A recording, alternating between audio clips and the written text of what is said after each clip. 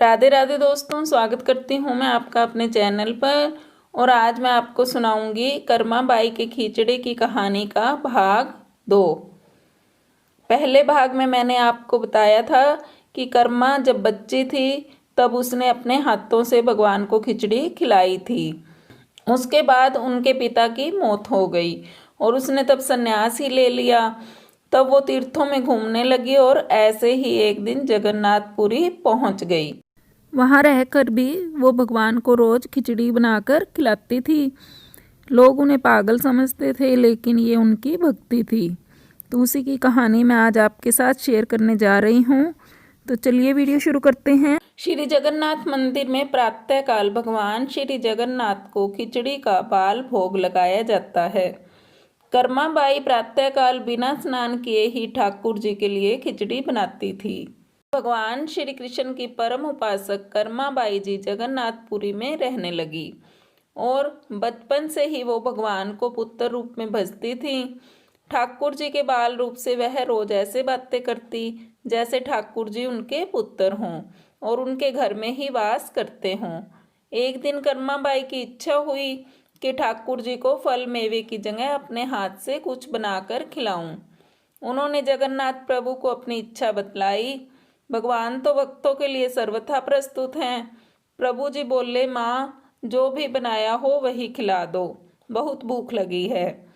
Karma by ने खिचड़ी बनाई थी, ठाकुर जी को खिचड़ी खाने को दे दी। प्रभु बड़े चाव से खिचड़ी खाने लगे और कर्मा बाई ये सोचकर भगवान को पंखा झलने लगी कि कहीं गर्म खिचड़ी से मेरे ठाकुर जी का मुंह न जल जाए। संसार को अपने मुख में समाने वाले भगवान को कर्मा बाई एक माता की तरह पंखा कर रही हैं और भगवान भगत की भावना में भाव विभोर हो रहे हैं।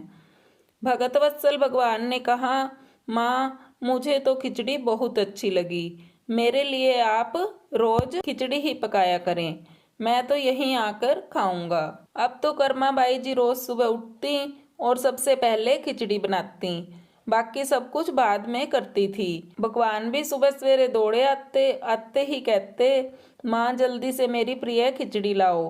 प्रतिदिन का यही क्रम बन गया। भगवान सुबह सुबह आते, भोग लगाते और फिर चले जाते। एक बार एक महात्मा कर्मा बाई के पास आए। महात्मा ने उन्हें सुबह सुबह खिचड़ी बनाते देखा तो नाराज होकर कहा, माता जी आप यह क्या कर रही हो?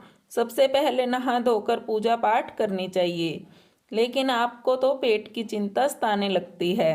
कर्मा बाई बोली, क्या करूं महाराज जी, संसार जिस भगवान की पूजा अर्चना कर रहा होता है वही सुबह सुबह भूखे आ जाते हैं।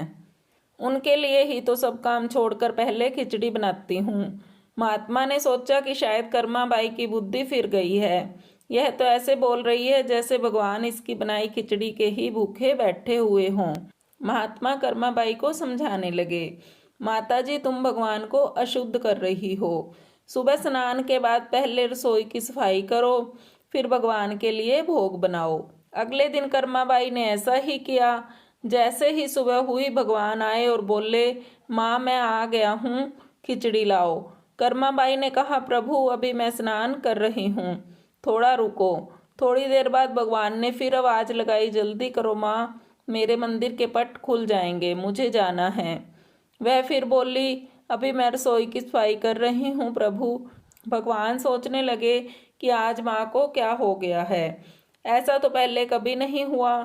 फिर जब कर्मा बाई ने खिचड़ी परोसी तब भगवान ने झटपट करके जल्दी जल्दी खिचड़ी खाई, परंतु आज खिचड़ी में रोज वाले भाव का स्वाद भगवान को नहीं लगा। फिर जल्दी जल्दी में भगवान बिना पानी पिए ही मंदिर में भागे। भगवान ने बाहर महात्मा को देखा तो समझ गए, अच्छा तो यह बात है, मेरी माँ को यह पट्टी इसी ने पढ़ाई होगी। अब यहाँ ठाकुर जी के मंदिर में पुजारी जी ने जैसे ही मंदिर के पट खोले तो देखा भगवान के मुख पर खिचड़ी लगी हुई है। पुजारी बोले, प्रभु जी ये खिचड़ी आपके मुख पर कैसे लग गई? भगवान ने कहा, पुजारी जी मैं तो रोज कर्मा बाई के घर पर खिचड़ी खाकर आता हूँ।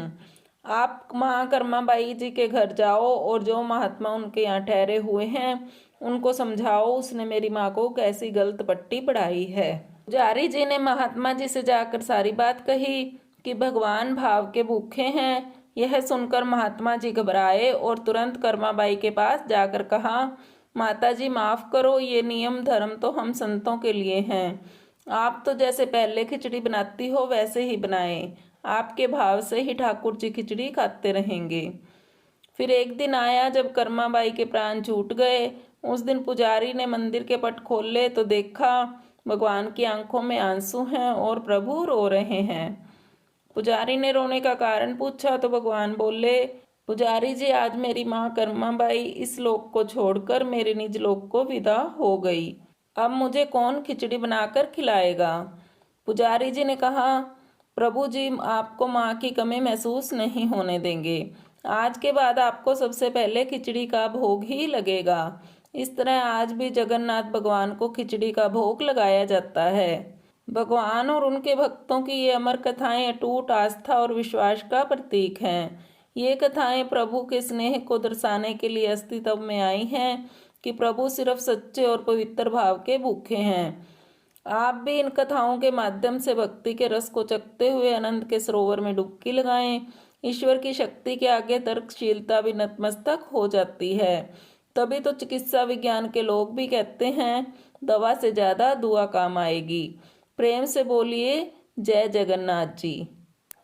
तो दोस्तों आपको मेरी वीडियो कैसी लगी मुझे कमेंट बॉक्स में ज़रूर बताएं। अगर आपको वीडियो अच्छी लगे तो वीडियो को लाइक करें, शेयर करें और मेरे चैनल को सब्सक्राइब करना मत भूलें। पास में लगे बेल आइकन को भी जरूर प्रेस करें जिससे कि आने वाले नए वीडियो की नोटिफिकेशंस आपको मिलते रहें। Thanks for watching. मिलते हैं नई कहानी के साथ अगली वीडियो में। तब तक के लिए राधे राधे दोस्तों।